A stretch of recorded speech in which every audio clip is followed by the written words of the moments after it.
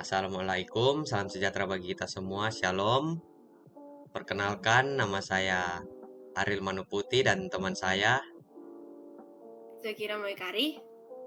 Pada kesempatan ini, kami akan memaparkan mengenai metode pengembangan pada PT Indofood. Semoga informasi yang kami sampaikan dapat bermanfaat dan memberikan wawasan baru bagi kita semua. Dan saat ini kita akan masuk ke dalam materi, yaitu pertama, latar belakang.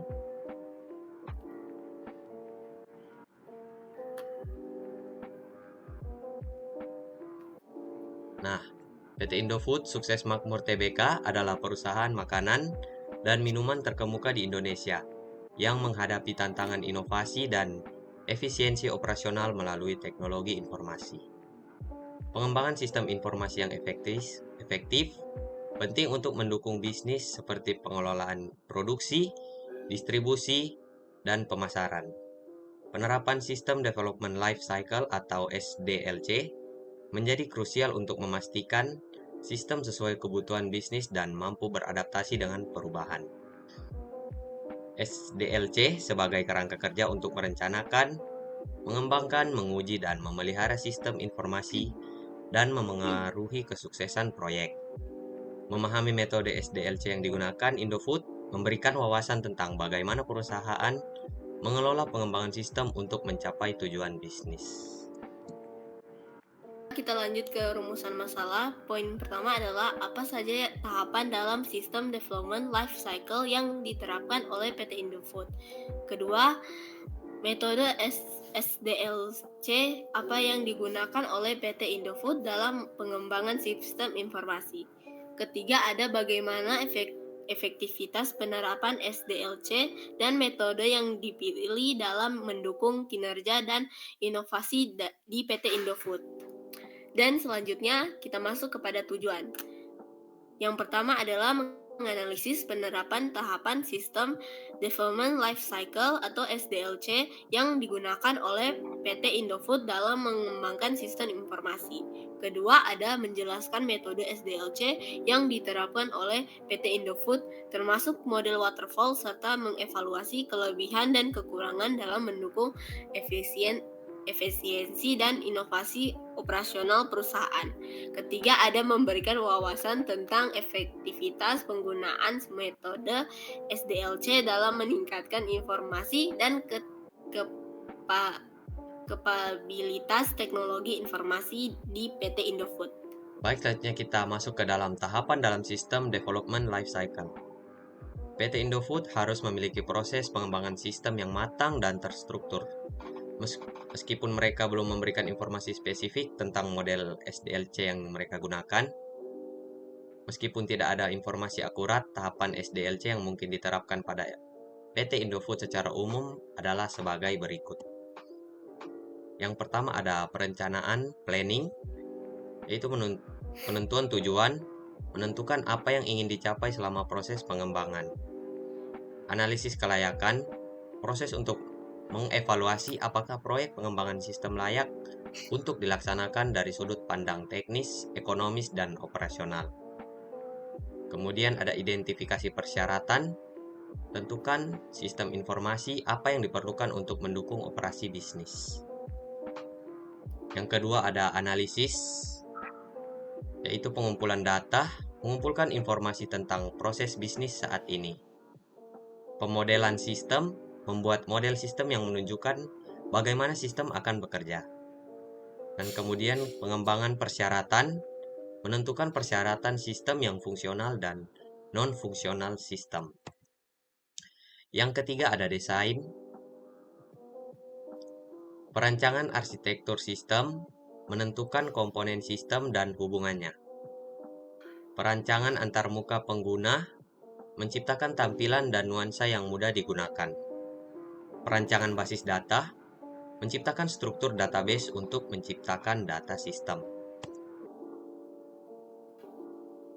Kemudian yang keempat ada pengembangan development, pemrograman, menulis kode program sesuai dengan desain yang telah dibuat. Kemudian ada pengujian unit, menguji setiap modul program secara terpisah. Dan yang kelima, pengujian atau testing, pengujian integrasi, mengevaluasi bagaimana modul-modul program bekerja sama. Pengujian sistem, mengevaluasi sistem secara keseluruhan untuk memastikan beroperasi sesuai dengan persyaratan. Kemudian pengujian penerima pengguna, memungkinkan pengguna akhir untuk menggunakan sistem, memberikan umpan balik. Baik, kita akan lanjut ke tahap implementasi atau implementation. Pelatih pengguna memberikan instruksi kepada pengguna tentang cara menggunakan sistem baru. Konversi data, mengubah data dari sistem lama ke sistem baru, dan go live, memulai sistem baru di lingkungan produksi. Berikutnya ada pemeliharaan atau maintenance. Ada perbaikan bug, memperbaiki kesalahan pada sistem, penyesuaian, menyesuaikan sistem dengan menyesuaikan sistem sesuai dengan perubahan kebutuhan bisnis, dan peningkatan kinerja, meningkatkan kinerja sistem. Berikut ada metode SDLC yang mungkin digunakan dalam pengembangan sistem informasi atau perangkat lunak. Model waterfall adalah salah satu model SDLC yang paling umum. Metode sistematis dan perurutan digunakan dalam model ini. Model ini dimulai dengan tahap perencanaan dan berakhir pada tahap pengelolaan, dan dilakukan secara bertahap. PT Indofood telah menggunakan model waterfall dalam pengembangan sistem mulai dari perencanaan, analisis, desain, implementasi, dan pemeliharaan. Model ini mengikuti ukuran langka dan jelas. Berikut kita masuk pada tahapan dalam metode waterfall. Di sini ada rekrutmen. Tahap ini pengembangan sistem harus berkomunikasi dengan pengguna untuk memahami perangkat lunak yang diharapkan dan batasan perangkat lunak tersebut. Selanjutnya ada desain. Pengembangan harus membuat desain sistem untuk membantu dalam menentukan hardware dan sistem persyaratan dan membantu mendefinisikan arsitektur sistem umum. Ketiga ada implementasi. Sistem pertama kali dikembangkan dalam bentuk program kecil dan dikenal sebagai unit yang terintegrasi pada tahap berikutnya.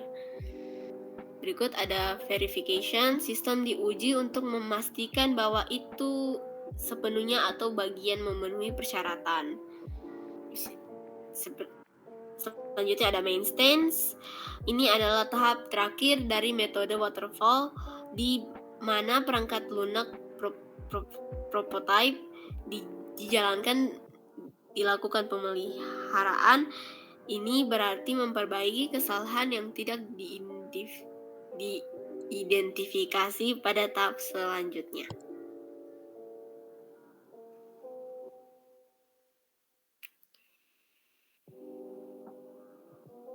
Berikutnya ada kelebihan metode waterfall.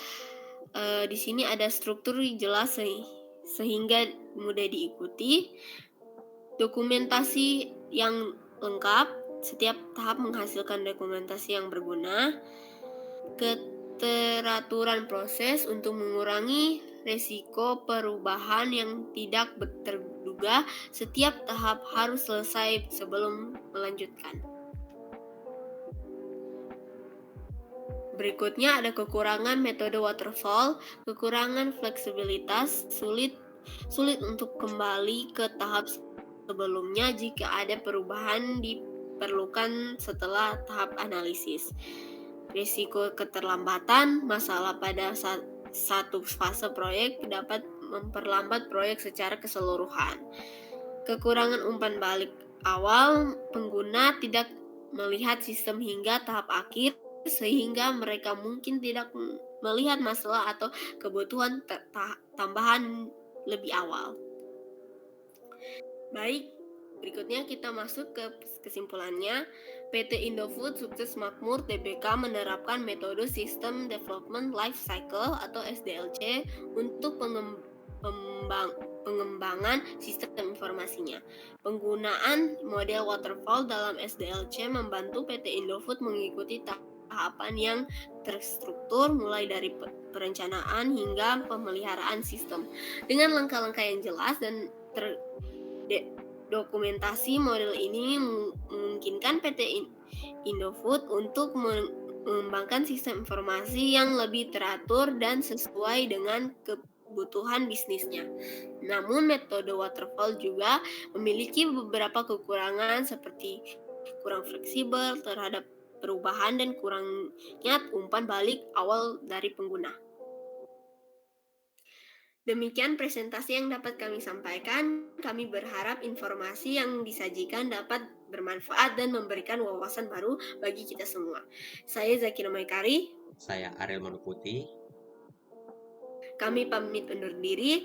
Terima kasih atas perhatiannya.